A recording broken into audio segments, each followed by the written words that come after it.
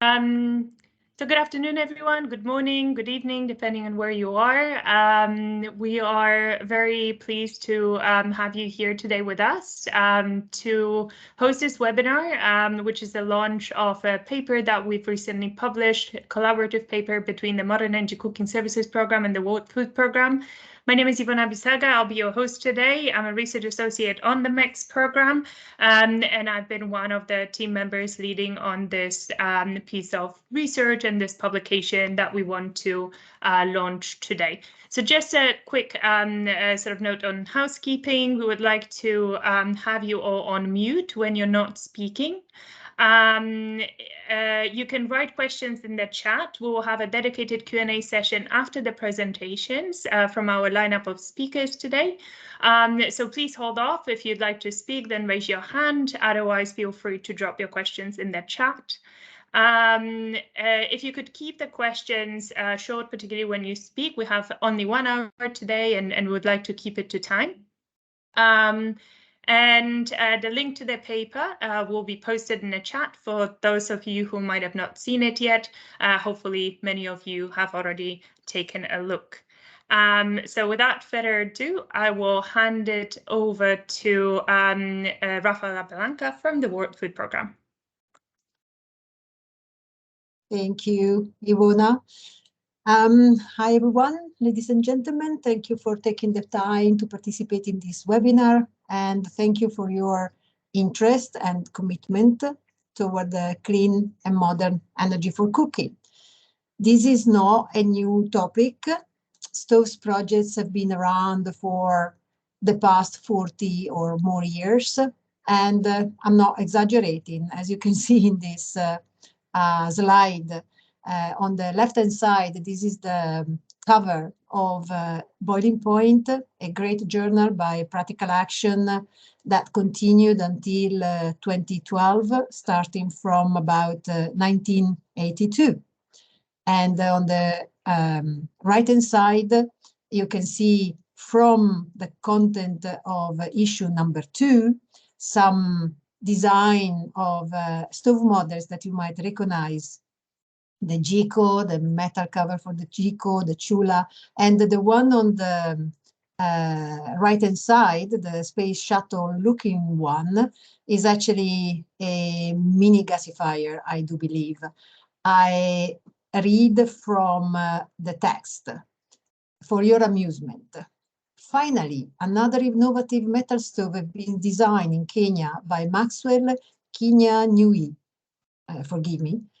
It is being made by Tim Smith in Nairobi and Mombasa. The stove can burn twigs, and if it is used properly, it can produce charcoal from those twigs at the same time as cooking a meal. I'm sorry?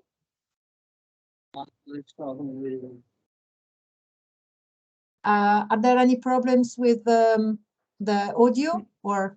No, we can hear you just fine, Rafa. If everybody else could please mute themselves, that would be much appreciated. Please go ahead. Okay, so this was just to show that indeed we've been at it for a long time, and the question is, what do we as the community of energy practitioners have to show for all these years of work? The layout has changed, and we greatly increased our ability to identify barriers. We are fairly sophisticated in describing the benefits of improved cooking, and yet 2.6 billion people out there are still cooking with traditional methods. It is true that walking in Africa, Southeast Asia, in open markets, you will find stoves that do look very much like those models that you see in the picture. This means that actually the work has been absorbed, and these cook stoves are now in many cases displacing the tree stone fires. Industrial production also is a reality. and this improves the quality and lowers prices. However, lots remains to be done. On one side, to diffuse improved.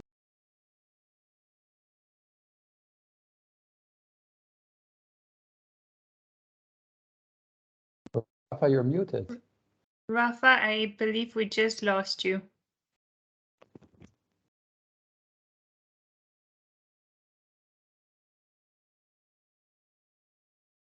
No, you're still muted. Yeah, muted. So sorry. Yeah, something happened independently from my will. So anyway, on one side, we need to do more to diffuse more improved cook stoves, but on the other, we also need to raise our ambition and promote better technologies that can deliver higher outcomes for health, environment, and so forth. We need to aim, I believe, at clean cooking as a first necessity. And we do need even to aim at modern cooking as an aspiration that is no longer a dream, but is actually becoming realistic in several places. 90% of the world global population was already connected to electricity in 2019. 96% of developing Asia and 48% in Africa. And there are ambitious plans to achieve even more by 2030. This decade is crucial, and this decade has already started. As many of 30% of primary schools in sub-Saharan Africa and 55% in Southeast Asia already have access to electricity. But most of these schools still use firewood for cooking. In fact, we have looked at countries' indexes for electrification on one side and clean cooking on the other, and realized that some of these countries have very high indexes for electricity, but fairly low for cooking. We singled out some where the gap between the two indexes is highest: Afghanistan, Bangladesh, Cambodia, Ghana, Laos, Nepal, Sri Lanka, Timor-Leste. This is just the top of the iceberg. Also, these indexes are averages for the whole country. However, we do know that cities do have better connections. This means that electricity is available within countries, maybe with low electricity rates, but in some specific regions, namely urban centers. Don't get me wrong, not everyone everywhere will be able to cook with electricity next year, but electric cooking is becoming a realistic option for many urban centers and economies in transition. So I do believe that this is the time to wake up modern cooking and electricity, gas, liquid fuels, and seize the low-hanging fruit opportunities, at the least to start with. It will take time before we'll be able to reach the poorest of the poor, but that's no reason to delay on all the others. And actually, the experience that we can accumulate by doing today will be useful to us and make it easier to reach the rest. WFP works with food. We are the agency that works toward ending hunger by providing food assistance in emergencies, fragile contexts to households, schools, and so forth. This year, the World Food Programme is hoping to reach 150 million people to enhance food security and build resilience. This means that through these activities, WFP indirectly deals with a whole lot of cooking. This is why WFP has defined cooking as our primary entry point to contribute to an inclusive energy transition. Thank you for being here, and let's start with the interesting part of today's webinar. Thank you. Thank you very much, Rafa, for kicking us off and sharing this background and very wise sort of opening words. I guess it's in this context that we'll be talking about the paper that we've launched today, but particularly what's in it and the kind of approach that we're taking towards ensuring food security and resilience through energy access. And I guess for many of you in the audience, it will not be no surprise to see these numbers and what the kind of status quo is when it comes to energy access globally. We do know that many still don't have access to electricity. We are also getting increasingly more evidence to demonstrate that the last couple of years of the pandemic have potentially compromised some of the progress. However, regardless, there are still opportunities, and there are ambitious plans, obviously, working in the run-up to the 2030 deadline for the Sustainable Development Goals. And as Rafa was saying, those expansion plans are progressing quite rapidly. Something that is not progressing quite as fast is access to clean cooking. We've got over 3 billion people without access to clean cooking and over 4 billion without access to modern energy cooking. We'll come back to that differentiation later in the webinar. But we do know that fuel collection, particularly for women and girls, is time-consuming, labor-intensive. It's often unsafe. It poses safety and security risks, but it also poses environmental and health risks that are significant across the globe. And as Dr. Jim Yong Kim once said, sustainable energy really is the golden thread that connects economic growth, social equity, and the climate and environment that enables the world to thrive. And it underpins many of the Sustainable Development Goals and is a prerequisite to achieving them. In light of that, and in light of the work that we at MECS and the World Food Programme are doing, we've teamed up and joined forces to look more closely at energy access and food security, as well as sustainable development and resilience building. So just a quick background on the program itself. We're a 5-year FCDO funded program based out of Loughborough University. Our partners are the World Bank, the Energy Sector Management Assistance Program, SMAP, as well as GAMOS. We're currently working towards 2023 kind of ambitions when the planned end of the program is. However, we're hoping that the legacy of MECS will go way beyond that, also through the work that we're doing with our partners. The goal for us is to break out of business as usual approaches and accelerate the transition from biomass to clean cooking on a global scale, and particularly focus on modern energy fuels, such as Rafa mentioned, electricity, LPG, natural gas, ethanol, solar energy, etc. We do so through research partnership, of which this one with the World Food Programme is one, by supporting innovation and helping scale it regionally, locally, regionally, and globally, and also leaving no one behind. And this particularly reflects in the work that we're doing on the humanitarian energy stream, as well as our approaches to gender inclusion and the inclusion of marginalized groups. The focus is very much on understanding these transitions. And here again, with the World Food Programme, we're looking specifically at that issue of food provision, food safety and security, and energy access. I'll hand it over now to Martin, who will do the same for the World Food Programme. Thank you, Ivona. My name is Maarten Klein, and I work for the World Food Programme in Rome, together with Rafaela.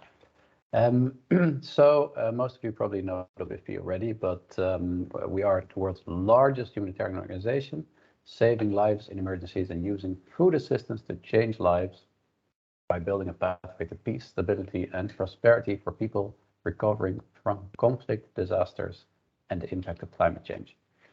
Ralph already mentioned it, that this year we are targeting more than 150 million beneficiaries. That's up to 128 million in 2021, as you can see there. That's because of, unfortunately, the food security situation in the world is really deteriorating. Has to do, of course, with the crisis in Ukraine, COVID-19. Well, we all know the problems we're facing, climate change, of course, also. And also last year, we reached 15.5 million school children through our school feeding program, more than 2 million farmers. And so this is to say, these numbers also provide an opportunity for clean cooking. It shows sort of our reach and how many people we could potentially be reaching as WFP, because the vast majority of these people, being among the poorest in the world, are also still in need of clean cooking solutions. Over to the next slide, please.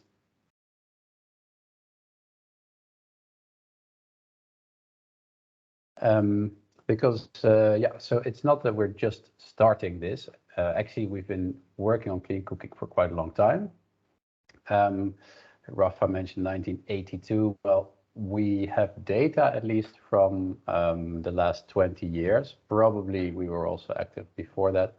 But here's an overview of what we did in the past 20 years. In the map on the right, you see the countries where we've had clean cooking activities, around 48 countries. We reached almost 900,000 households with stoves, and about 30,000 schools as well over time. And in total, that meant about 4.5 million household members, almost 6 million students. So that's quite something. You see it more in detail on the left, also in that graph, the number of stoves per year. So this is just to say we do have quite a track record already, and we want to build on that and make sure that we improve our efforts, not just in terms of the quantity, reaching more people, but especially also in the quality, delivering modern stoves, and also more and more looking into market-based solutions.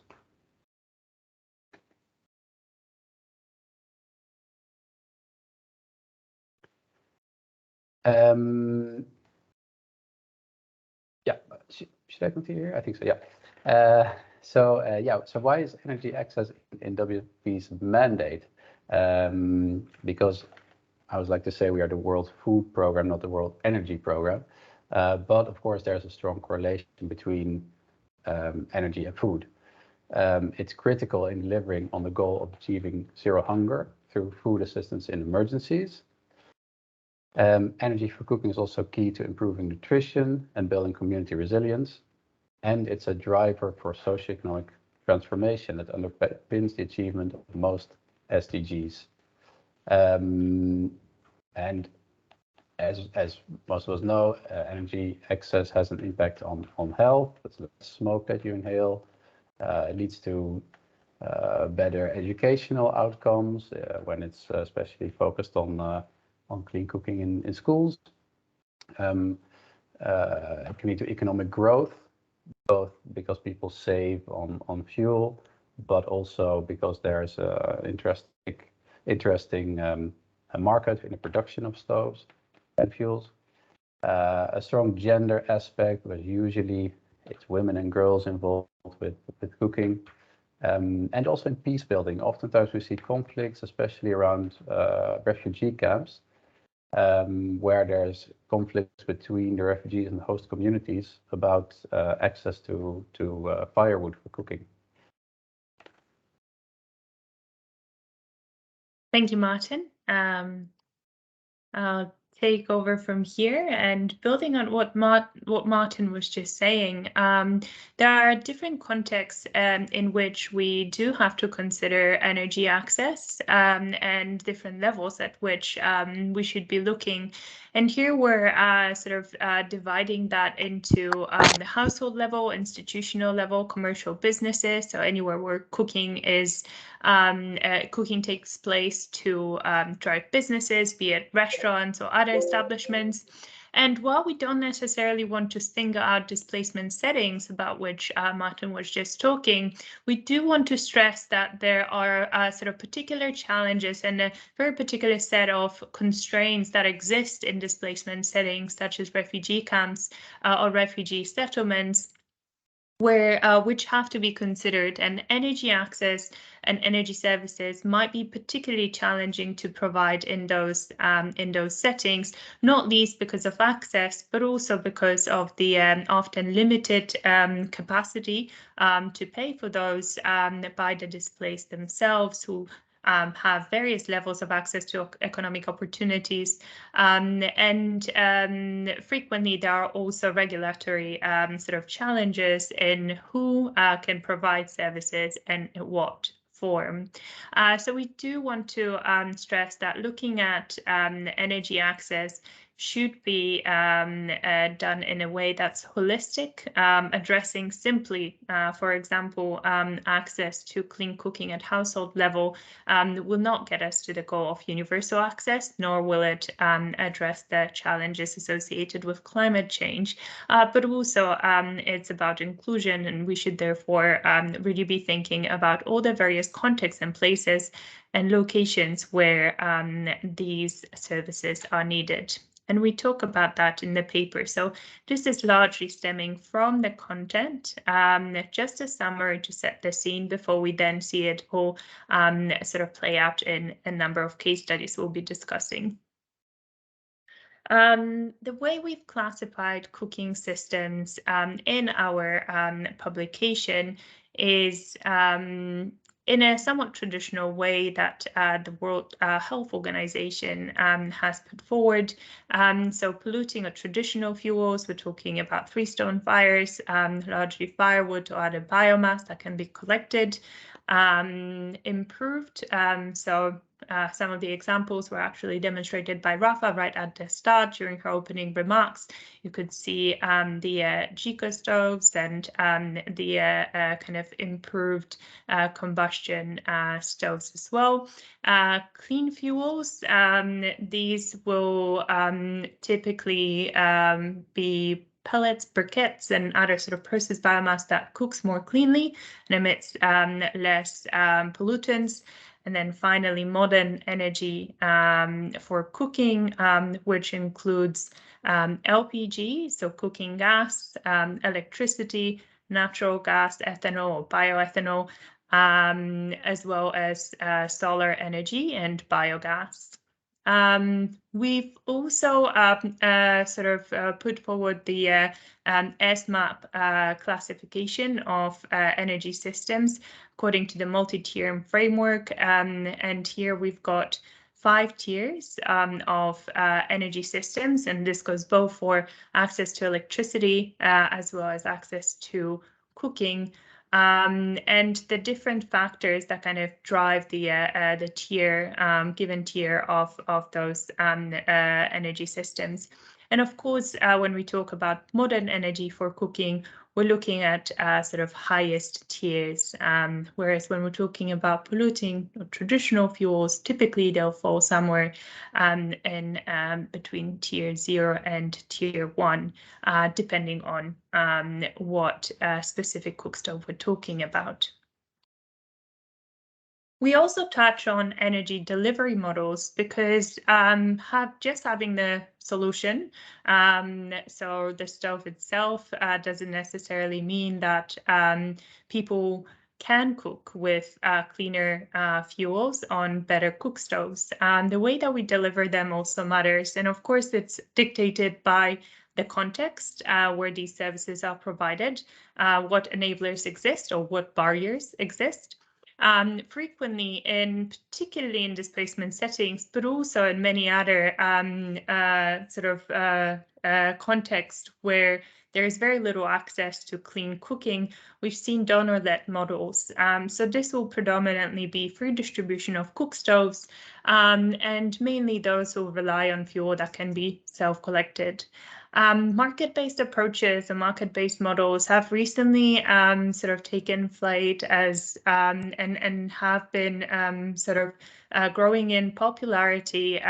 It's mostly because there's a recognition that there is a range of different solutions that's needed, and it's not necessarily easy to do it through free distribution, which is obviously limited and sort of constrained in terms of funding and scale that it can reach, and that the private sector actually have the capacity to reach that scale faster, and do it in a way that offers sort of services over the long term rather than a handing of a solution with no follow-up. But of course, they come with their own challenges as well, as do public sector-led models, which are more common in facilitating access to electricity through national grids as we know them, but also in some parts of the world, it's, for example, the provision of gas pipelines that effectively work as utilities as well.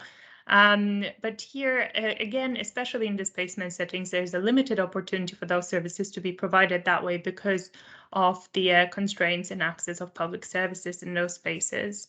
However, these three can be seen as the leading ones, and of course, there will be variations of each one and also combinations of more than one. So again, something to consider when thinking about providing energy access and access to modern cooking in those different contexts, including in institutions. And I'll hand over to my colleague Long Seng to take us forward. Thank you so much. My name is Long Sang To from the MECS program. I'm based at Loughborough University in the UK. My job here is to sketch out in the paper how we link modern and clean energy cooking services with the final goal of food security and of sustainable development. Why make this link and how do we do it? I think sustainable development is something that's very well known to you. So I'm going to talk a little bit actually about resilience, which in simple terms is the ability of people, organizations, and countries to cope with and perhaps thrive within a context of shocks and stresses. And this is something that has become an overarching theme for many humanitarian and development agencies, including the World Food Programme.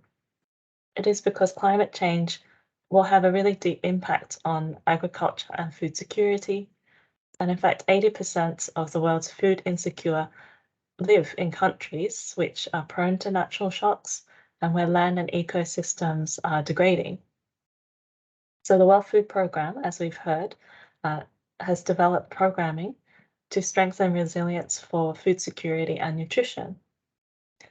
We feel that modern energy cooking services has a real role to play in households and institutional settings, such as schools and community centres, to help enhance the different ways in which community resilience plays out. Martin already gave a few examples. So for example, by reducing use of fuel wood through the use of clean and modern cooking services, we can reduce deforestation, maintain ecosystem services, and therefore improve agricultural output in a region and improve food security and nutrition. In addition, communities have a really big role to play in ensuring that resilience of cooking energy systems really can be capitalized. So, for example, studies in Nepal have shown how people use informal networks to repair their own cook stoves and biogas facilities after the Gorkha earthquake in 2015. So through the case studies that follow, we will explore how the pathway, which I've tried to illustrate on this slide, from community through modern and clean energy for cooking, to food security, and ultimately to resilience and sustainable development. So it is my great pleasure to introduce 3 speakers from the World Food Programme who will share their experience from Lesotho, from Rwanda, and Chad. So I'll hand over to the first speaker, which is Geoffrey.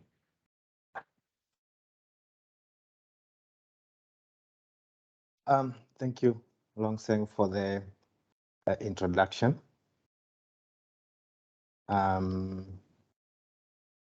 My name is Geoffrey Degwa. I'm working with the World Food Program in the Southern Africa region, based in Dar es Salaam, in Tanzania. And I'll make a brief presentation of our project that we implemented in the tiny Southern African country of Lesotho, where we rolled out electric pressure cooking in schools. So I'll be waiting for the slides to come on board to be able to proceed, so that then I can have everybody with me. Please go ahead. Okay, thank you, Ivona. So basically, we initiated this project in 2021, and it was a very interesting project because in Lesotho, like many African countries, we have many schools that are cooking in open fires, unlike other countries where they have like the three-stone fires. In Lesotho, the steel pots have 3 pots on the at the base, which lifts the pot, and then so the fire is just made under the pot. So it's basically an open fire. There are a few schools in Lesotho that are cooking with the LPG, the liquid petroleum gas, but these are very few that are in the capital city. And the interesting thing is that the school feeding program in Lesotho is purely managed by the government, and the role of procurement of firewood for cooking is normally delegated to the cooks, who have some little budget for procuring firewood, especially in the urban areas where they cannot have firewood for free. So in the project, the main aim was to demonstrate that the EPCs can be able to sustainably displace the dirty cooking fuels, which, as we've said, is mostly firewood. And we decided to run a small pilot to be able to make this kind of demonstration, whereby we selected 5 schools. We selected 5 schools that are within the Maseru municipality. 4 of the schools were early child development schools, and 1 of them was a primary school. We procured 12 electric pressure cookers, which are 40 liters, which we procured from China, to be able to run this particular pilot. Next, please. So we did set up the project as an experiment, but also we wanted it to be in a real-time or real-world environment. So in this case, we did set up the equipment to be able to collect data on energy consumption, the cooking processes, time taken within the kitchens. For the kitchens that they were cooking with LPG, we procured gas meters to be able to measure the amount of gas they were cooking with. For the kitchens that they were cooking with firewood, we did weigh the amount of firewood they were using, and for the purpose of being able to compare the energy and the cost of cooking using firewood and cooking with electricity using the electric pressure cookers. We also realized that some of the schools, actually most of the schools, the electricity infrastructure was not made to be able to cook with the electric pressure cookers, which had more demanding power compared to the wiring that is normally done for lighting only in the schools, and therefore we supported the schools in retrofitting the electric infrastructure. And we also realized that the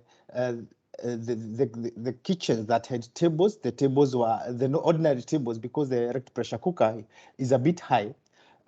So if you were to place the cookers on the ordinary tables or kitchen cabinets, then they would be very uncomfortable for cooking with the cook. So we had to sort of design a special cabinet that would be able to that the cooks would be able to comfortably cook on. And interestingly, they could also be able to store the cookers below the inside the cabinet. Then after that, we also put together a team of trainers, which mostly comprised of Ministry of Education officials, to be able to, for sustainability purposes, we do not want that it's WFP that was running the show, but we wanted the stakeholders to be involved in the process, and also the trainer of trainers now were the ones that train the cooks in all the schools. So if there is a scale-up phase, which we are hoping there will be one soon, then we already have the capacity of the trainers to be able to continue training in other schools within the project. We also designed a recipe, or we adapted the local recipe of the country to cooking with the pressure cooker, so that it would be easy to be able to cook with the pressure cooker. Among the key findings that we collected are that the cooks are able to cook all the meals that are consumed within the schools in Lesotho, which was a big plus. There was time saving. Actually, most of the dishes, it took less than half the time that it took to cook using either fire or using LPG. Money saving, especially for the school that was cooking with firewood, they had about 60% saving on the cost of cooking because they were buying all the firewood that they were using to cook. One of the questions that we asked the learners was how the taste of the food was after cooking with the pressure cookers, and most of them said that it tasted better, which was also a big plus. And then the convenience of cooking. Of course, the pressure cookers had to cook within a kitchen, and within the kitchen, then there is no exposure to rainfall, to sun, to wind, to dust, which is normally the case when they are cooking from outside, and therefore all the cooks said this is a very convenient technology of method of cooking. Then hygiene, of course, there is no exposure to dust when you are cooking, because then the food is covered with the lid of the pressure cooker all through. And we are still continuing to go through the data. We will be analyzing the data and writing a report about it. So Keep Track will be giving more information about this particular project. Over to you. Thank you very much, Jeffrey. And I will now invite Susie Huber to take the scene, and give me 1 second to put the slides up. Fine. Hi, everyone. My name is Susanna Huber, and I'm an energy advisor at the WFP Regional Bureau for Eastern Africa. So Jeffrey covers Southern Africa, and I cover Eastern Africa. We developed a study looking at fuel efficiency in school feeding in Rwanda. And first, I'd like to take you through some of the context of school feeding in Rwanda. So in 2019, the government approved a national school feeding policy. Previously, the school feeding program was only for secondary students. And in 2019, they decided to expand it to all students, so all learners in the country. And they took the COVID pandemic to actually build the infrastructure to be able to provide those kinds of all the school meals nationwide. So they built 2,600 kitchens and stoves during those years. So starting from October 2021, the National School Feeding Program actually scaled up from 600,000 students to more than 3.3 million students, which is a really big increase. And one of the key challenges that the government had raised themselves, as well as was brought as a concern by the World Food Program to the government, is the affordability and the availability of firewood. Very often, we only talk about the cost of the food and of the school meals, and the hidden cost is usually the firewood or the fuel within which the school meals are cooked. So just really briefly, this is the baseline. This is where we're at in Rwanda. 93% of schools use firewood, 7% use other types of fuels such as briquettes, biogas, and LPG. It was very shocking to find out that about 80% of the firewood is being used for cooking beans. We actually went to a school that was using LPG in their kitchen, so it was very clean. They had it all tiled up, and they had these nice LPG stoves. And then we asked, okay, but then how are you cooking the beans? And they took us to a side room where they had 2 special firewood stoves to cook the beans. Rwanda is also the highest consumers of beans per person in the world. So beans are very, very important to the Rwandan diet. We also did a very brief baseline survey to understand what the spend was on fuel for schools, because I don't think that budgeting really took place beforehand. You know, there's guidelines that are given for how much a school meal should cost, but no one talks about how much the fuel should cost. So we found out that actually the fuel costs increased the budget that the school needed 10 to 80%. Next slide, please.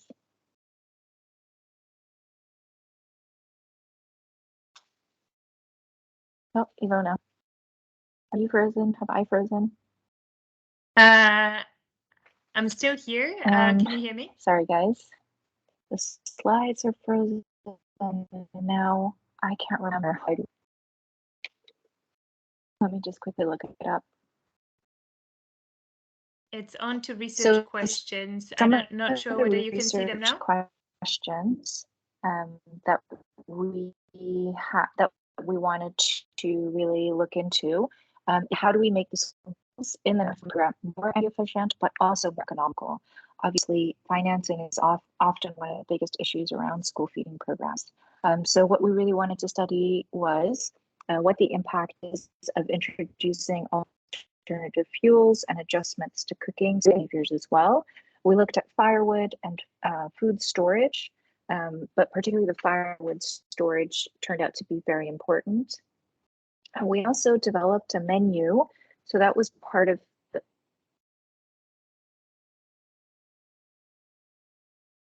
Sorry, Ivona, you just muted yourself. I heard you. Susie, we just lost your audio there, so could you try switching your camera off, because that might improve it? Thanks. All right. Where did you lose me? Was it for a long time? The design of the menus. Design of the menus. Okay, yeah. So we also looked at the menus because that was part of the assistance that World Food Program was giving to the government as well, was creating a base meal for the school feeding program, but that base meal weren't actual recipes. So it didn't help the schools or the school cooks really, you know, have standardized ways of preparing this base meal. So they created this menu, these recipes for schools, and that came together at the same time as the study. So we decided to also look at, if they are cooking these recipes, can we make them more fuel efficient? And that included, for example, the introduction of pre-prepared foods such as pre-cooked beans, or switching out beans for peas, for example. Next slide, please. So very quickly, this was study design. It started with literature review, and the study itself so for the baseline and also for the cooking of the fuel efficient school feeding, included the MECS cooking diaries methodology. We also did interviews with school cooks and the school management. Research was conducted in 14 different schools, and these schools included both urban, peri-urban, and rural schools, and also a whole combination of different fuels. Next slide, please. So again, we were doing the study really looked at lots of different combinations of all of these different types of either fuels and stoves, how the foods were being prepared, and then also the foods that were being cooked. I just wanted to point out that we also looked at, or that's still in the process, but the fuel efficient menu, so the menu that was actually being cooked in Rwanda, will also be cooked in a research lab in Tanzania, where they have EPCs ready. So that will be part of the study as well. because the data is still being analyzed, the study just wrapped up a few weeks ago. I don't have any definitive data for you, but these are some of the high-level observations that have already taken place. And so what we found is that through this combination of cooking behaviors, as well as these fuel-efficient menus, that there was a considerable firewood reduction, which was great. And so the money that was hopefully being saved on firewood, could that also go towards food budget? There was a much better student retention rate because the study had actually paid for consistent meals for all students at school, which is something that had not been taking place before because the school meals are dependent on parental contributions in Rwanda. We also saw a better student retention rate. Next slide, please. So the next steps for this study is that we really want to use what we gather from this study is really for advocacy and also for helping the government of Rwanda further in developing their fuel efficiency for the National School Feeding Program. Thank you. Handing over to Martin. Okay, thank you very much, Susie. I'll be really quick about this project, so we have time for the Q&A as well. So I'll say something about the Modern Cooking Solutions in Chad and Beyond project. A project that just ended. It was funded by SIDA, and we implemented together with UNHCR and also the Joint Environmental Unit of UNEP and OCHA. The project is about clean cooking for both households and commercial institutions in refugee camps in Eastern Chad, for the camps, but of course also for the host community. And on the right side, you see a very nice recent picture of current cooking practices in that area. Next slide, please.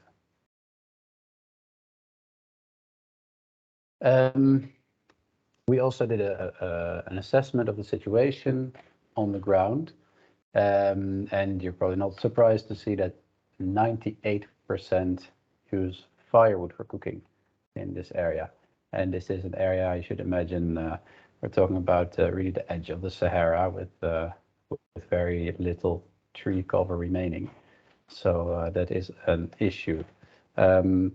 A lot of people collect it themselves, but there's also a lot of refugees who pay for firewood, and sometimes they pay up to half of their disposable income on this cooking fuel. Let's go to the next slide. Yeah, so the first bit was household cooking, and then we also did a look at institutional or commercial cooking. A bit different there, because actually there already 75% of the institutions we spoke with, in this case we're talking more about informal restaurants, for example, bakeries, 75% already use gas. And also some other outcomes of the study below, but in the interest of time, let's just go to the next slide, please. This is, I think, quite a nice picture. Here's the WFP employee handing out LPG cylinders and burners to selected households in the camps, and this is really a very recent picture from the last week, maybe even. So we've distributed about 5,500 cylinders to households there. After that, there was also a training on the use of cylinders, also a training of trainers, as we call it, where we trained people from the community to then, so that they could then train others. What's interesting to say is that this is indeed also at least partly a market-based approach, because we provide the cylinder and the first refill for free, but then we set up kiosks where the refugees can go to refill their cylinders, and then they have to pay for it themselves. So we help mostly with the upfront cost. Apart from that, in this project, we developed some, I think, very interesting research materials. Also, we made the beautiful pictures you can see, as well as videos. And all of that can be shared with all of you if you're interested. And we're really looking to expand this project, take it to the next phase, and then to, in the next phase, include even more different modern cooking solutions. So thank you, that's it from my side. Thank you very much, Martin, and thank you, Susie and Geoffrey, for sharing all these insights with us. I would invite all the speakers to turn on their cameras if possible. I know that Susie was having some issues, so that's okay. And we do have some questions. I believe some of them have already been answered by Geoffrey in the chat, but I can see that there are some more that potentially haven't yet been addressed. I believe one other for you, Geoffrey, real quick, or perhaps two. I'll pile them up together.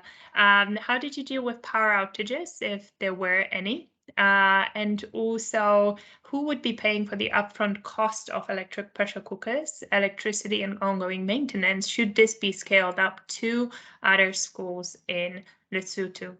So over to you, Geoffrey, if you don't mind. Thank you, Ivona, for the questions.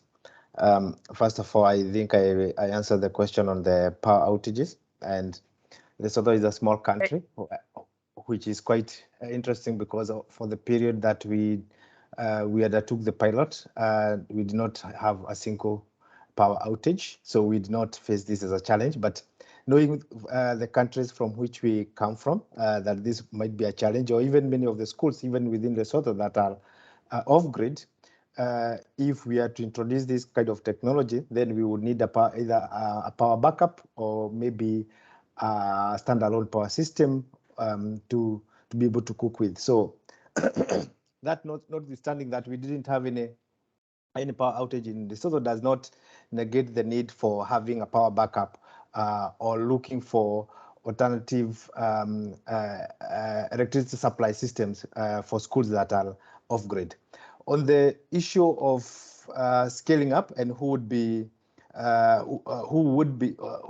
pay for the upfront cost of the EPCs, one of the objectives of the project was to use the data that we collected to compare the amount of savings that the schools are able to make from switching to EPCs, and using these calculations, be able to create a business case which can be passed over to the private sector to attract them to come up with delivery models that they can work with the schools to supply the electric pressure cookers, either to pay in installments or to come up with different models of payment that would be pegged on the savings that the schools are able to make from switching to electric pressure cookers.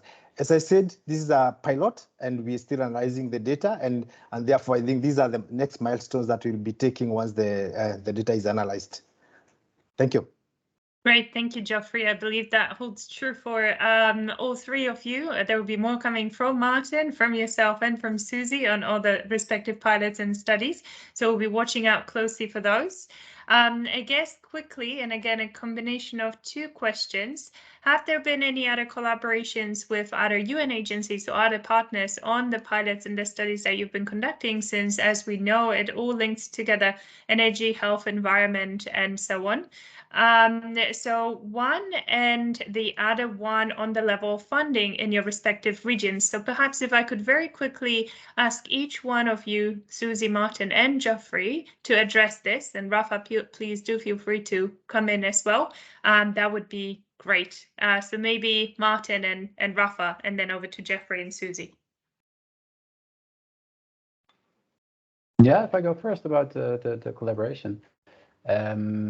Well, the project I presented is, of course, implemented together with UNHCR and the JEU of OCHA and We also have another clean cooking project that we recently ended, funded by IKI, that was also implemented in Sudan, Burundi, and Chad, with the same partners, but also UNICEF actually was there.